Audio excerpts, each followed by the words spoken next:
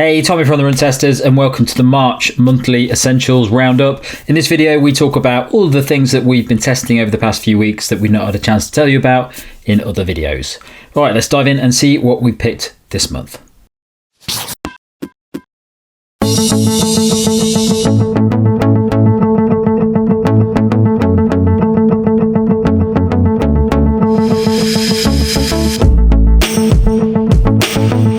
Sucker for a pair of tight shorts, not like tight shorts, but you know, tight that are shorts. Though I probably use these a little differently than some runners. I don't tend to run in tights on their own. I layer them up with another lightweight regular short or a storage short with a built-in belt. That's often my case, so I can max my stash space. I really like to have a lot of portability in there. But I'm an even bigger fan of the new wave of these kind of tight shorts, half tights if you want to call them that have pockets that actually hold stuff securely. And these North Face Summit Ripido tight shorts do exactly that. Basically beefing up your stash space with 4 pockets. You've got one rear zippered pocket that'll easily swallow a large iPhone, tick there. There's a small inside key pocket inside the waistband. I find that less useful, but what I really like is the 2 drop-in thigh pockets here, which also hold stuff securely. Now, a lot of thigh pockets on twin shorts or gym shorts, whatever, they can be too loose and they actually sort of don't hold things. Things fall out if you actually start running in them. So not so good, particularly for porting your iPhone, but these work really well. You can easily port half a dozen gels in these shorts as well. So they're great on long runs and I think could be a good marathon option. I think other details that I really like include these kind of nice wide leg cuffs that you've got here. They're coated as well, so they've got a little bit of texture to them, so they don't cut in or roll up because they're nice and wide and they hold well. There's a decent wideish drawstring waistband with plenty of stretch as well in the fabric, which is really nice. So there's good flexibility of movement and stuff. There's pretty flat gusseted seams and a couple of breathable panels at the back around that pocket, so that does help. When I'm doubling up with regular shorts, I still get sweaty back there, but you know, every little helps. Now, I've not tried these without undies on or something, another layer underneath, but I get the feeling you could actually use them as a base layer shorts commando without too much chafe risk as well.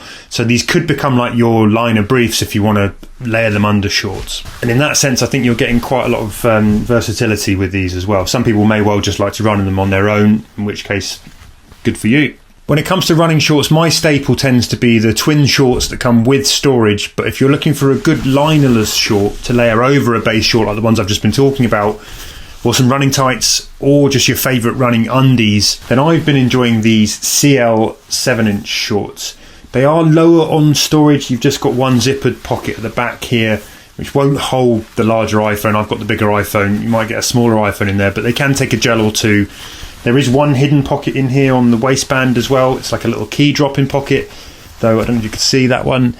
I never find these pockets particularly useful, and I never trust it. If I'm going to stick my car key or my house key somewhere, it's going to have a zip or a hook for guaranteed. I don't want to get to the end of the run and find I've dropped it somewhere. But I do really like the lightweight fabric of these that feels really kind of weightless, which is great for buddying up with other shorts. It weighs about 106 grams for the whole shorts. I like the kind of faux fly that you've got. It's a nice little design detail. Another detail, you've got this kind of little drawstring pocket here so you can stash the loops away nice and safely. The main fabric of the short also has a PFC-free water repellent edge to it, which is nice. It's not going to keep you completely dry, but it will keep off some of the wet and the sweat and the rain.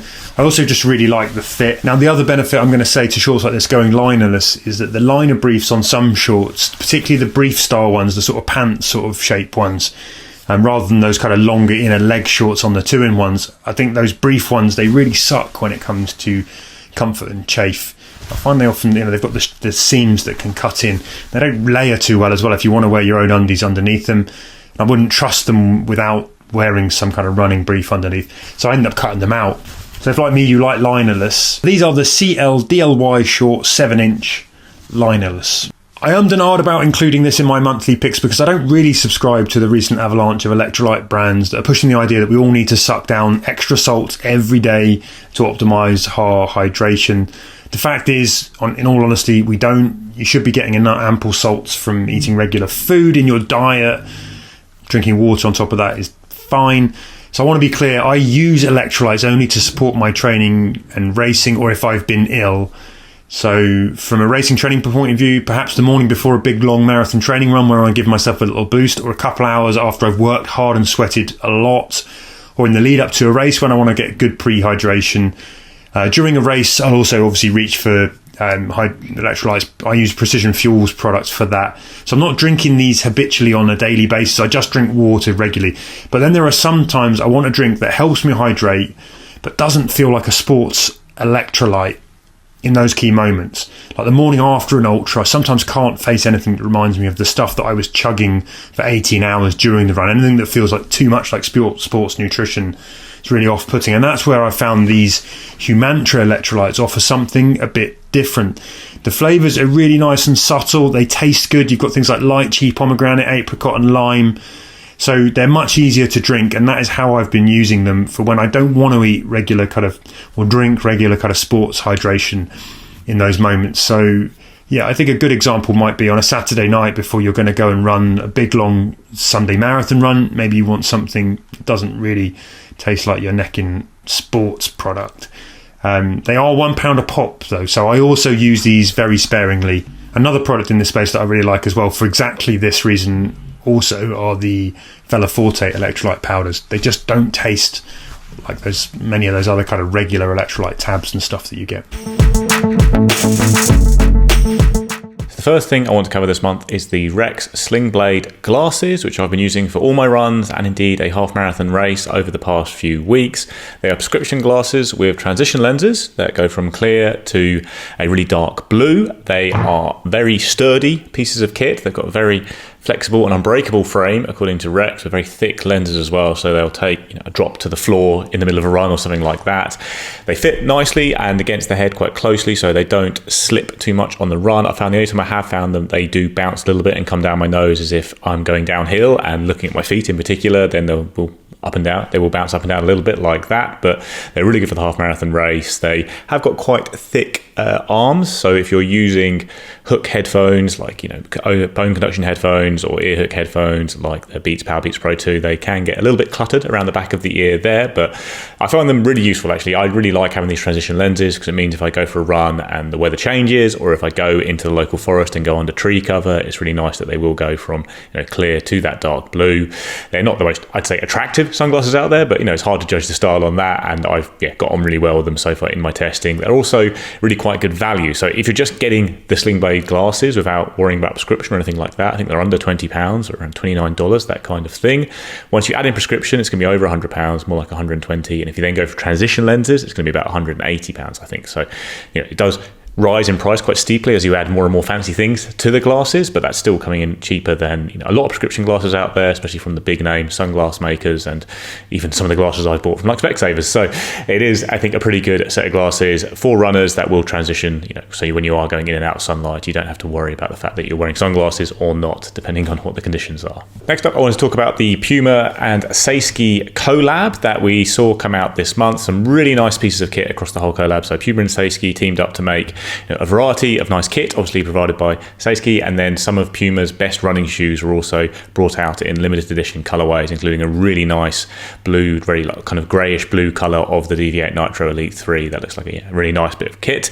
My favorite bits of kit and the thing I've been testing out are this wave pattern vest and jacket. So you've got a really nice lightweight vest here that is great for the summer months. I've only been able to wear it once when we had a really nice day here in the UK in March. It's got a bit chillier since, but sunny days are coming, and I'm looking forward to getting out in it quite regularly. It's a really feather light vest, so perfect for really fast runs. Like it's pretty much see-through the fabric you have here. It costs £75, $90, so it is an expensive vest for sure, but I've also said about Saysky stuff is it tends to last quite well and does come up in sales occasionally. I'm not sure that'll be the case so much with this collab because it's limited edition bits of kit that I think have proved quite popular, but a really nice colorway on the vest there.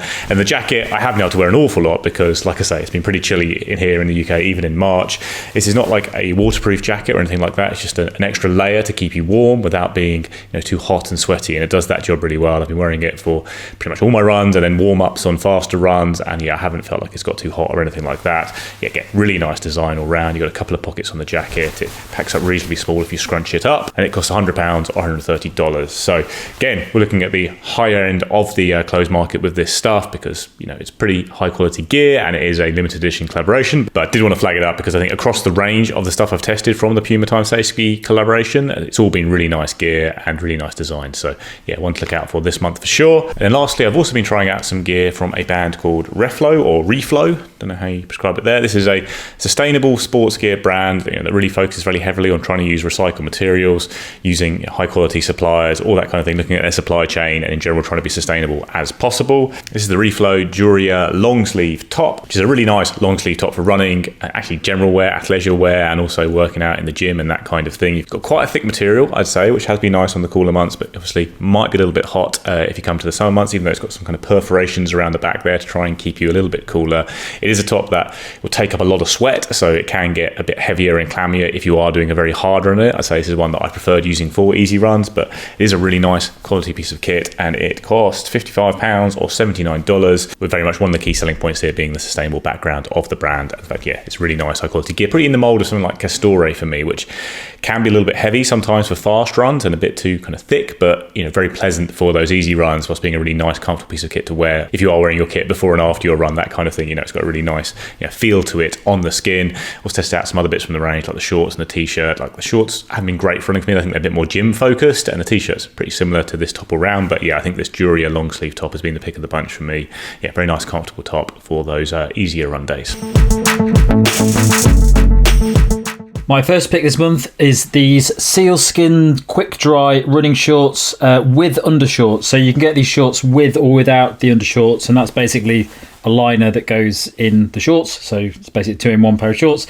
I really like these. They're good quality. They're very comfortable to wear. I'm a big fan of 2-in-1 shorts, but sometimes they're not as good as I'd like them to be. But these work really well. The liner is very, very comfortable. It isn't too tight, and it also has phone holders in both legs, so you get these little slips in both legs. I know some people like using those. I tend to use a belt anyway, but if you like using these little phone holders, you've got 2 of them in here. Also, you get a little zip at the back, which isn't massive. It's probably going to hold your keys. It's probably going to hold a gel or 2, things like that. But nice. It's got a pocket, very good, and you've got a little bungee cord as well, so you can put your keys on that as well. Other than that, they're just a solid, comfortable, nicely fitting all-round pair of running shorts that very good quality. So I've been enjoying using these. I've been using them as it's been getting a bit hotter. I've been sweating a lot in them, and they do wick away the sweat quite well. So yeah, these are the Sealskinz quick dry running shorts with undershort. Every year, New Balance releases its kit for the London Marathon. They do a training series and they do a race series. I got a few bits and pieces from the training selection, which is generally what they release in the run-up to the marathon. And of all the things that I tested, this thing really stood out to me. It's been a while since I've had a running t-shirt that I really, really liked. I've got quite a lot of running tops, and there's a few that I use over and over again. Tend to be like Tracksmith and things like that. But I haven't had a new top for a while that I've really been impressed with. And this is really, really good. This is the New Balance Ultralight t-shirt. It's a running top. It's this one is designed for London Marathon, so you get a little London Marathon logo on it. But what New Balance normally do is they just release printed versions of some of the existing kit that they've got, or new kit that comes out with the marathon information on it. So I couldn't actually find this on the website, but you can get it without the London Marathon logo on it, which should be absolutely fine. It's got a small logo anyway. So this top is just really, really lightweight, like incredibly lightweight in comparison to a lot of the running tops that I've got. It just feels really, really thin. I've used it a few times now. I actually used it for park run this morning, and I went all out on that park run. I was sweating a lot, and it really wicks sweat quite quickly. I went for a coffee afterwards, and it really dries off very quickly in this top. The material is very, very lightweight, very comfortable as well. It feels quite soft. You can barely feel it on your skin actually when you're wearing it, and it fits really nicely. The thing I always say about New Balance tops is that out of all of the running brands, I as a run tester, I am probably a little bit bigger than the other guys, so I'm a bit bit more well built up top. And I do find that a lot of running tops don't fit me quite as well. Sometimes they're just a little bit too tight around certain areas, especially the stomach. Sometimes they're a bit too baggy in the arms.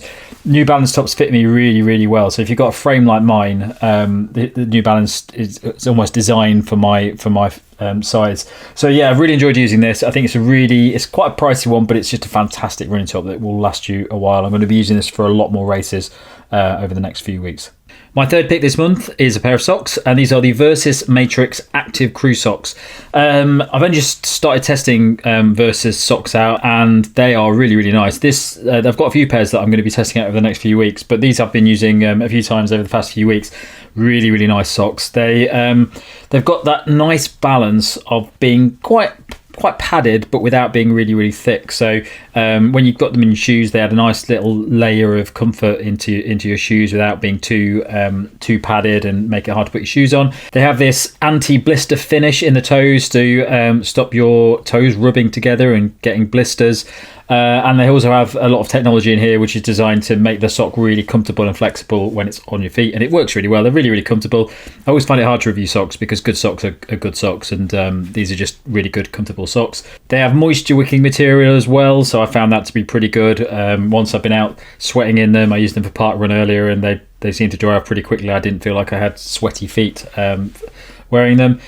So all in all, they're just a really solid, good, comfortable, and nice looking pair of socks. Versus is one of these brands that, like many of them, like Stance, that really produce nice designs. I think Mike's probably going to be a big fan, and Nick as well, of the designs that Versus do. But for me, from my perspective, I just think they're really comfortable. They fit really nicely on the feet, and they're just very, very breathable and lightweight as well, while still having a nice level of padding. Okay, my final pick this month is caps. If you watch the channel, you know I'm obsessed with caps, mainly because I don't have a lot of hair, but also because when I'm out running, I've just got used to wearing caps, and I use them to protect my head from the sun and rain as well, so I use them all year round. Buff have, over the past few years, produced some really good caps, and they're pushing things forward and releasing some newer versions, which I really, really like. This one is the Pack Light Cap. Now this is really, really good. It's actually quite light, quite similar to the New Balance top. It's really lightweight, really, really thin. Doesn't feel like your standard cap material. It feels very, very light and breathable, and you can sort of roll it up as well because it's really really thin material. And it's designed for the summer, so it's really, really good for running in the heat. I've run in this quite a lot recently and sweated in it a lot, and it dries off really, really quickly, a lot quicker than most of my other caps that I wear. The other thing as well is that it doesn't have a buckle strap on the back. It has this sort of elasticated thing, so you just have to make sure your head will fit in it comfortably. Mine is fine with this cap, so as soon as you put it on, stick it on your head, little bit of elastic in it, so it just sort of fits very, very nicely. Very comfortable. The other thing I like about this as well is that it basically rolls up, so it's got one of these brims that basically just scrunches up a bit, and you can stick it in a bag, pack it in your belt or your pocket, and then you can pull it out again when you need it. So yeah, really like this cap. If you're looking for a summer running cap that's lightweight and breathable, and looks really nice as well. It looks like an actual cap as well. Sometimes you buy running caps and they don't really look very nice. This is a really nice looking cap that has a load of technology in it as well. The other cap I've been testing from Buff is the Buff 5 panel cap. There's a few versions of this on the website. This version has this little Buff logo on it. Not as technologically advanced, I would say, as the other cap, which is why it's a little bit cheaper, but it's still a fantastic cap. It really is lightweight, comfortable. It wicks away the moisture very nicely. Not as foldable as the other one, but still pretty lightweight. You could still pack this in your pocket if you wanted to and bring it out later. So really good, solid cap if you're looking for a good running cap for use over the summer. I'd probably say that the this one is probably a bit more better designed for if you really want to go all out and have like the lightest running cap for the summer, but this is absolutely fine as well, although I probably want to get it in black if you're running in the sun, because as we know, black does seem to absorb heat a bit. So but it's still a fantastic cap. Really like it, like the design, think it looks really good. That's it from us this month. Thanks a lot for watching. Don't forget to like, subscribe, click that little bell, and if you're going to catch me below, you can find a link to our podcast, which comes out a couple of times each month. Thanks a lot for watching. Catch you next time.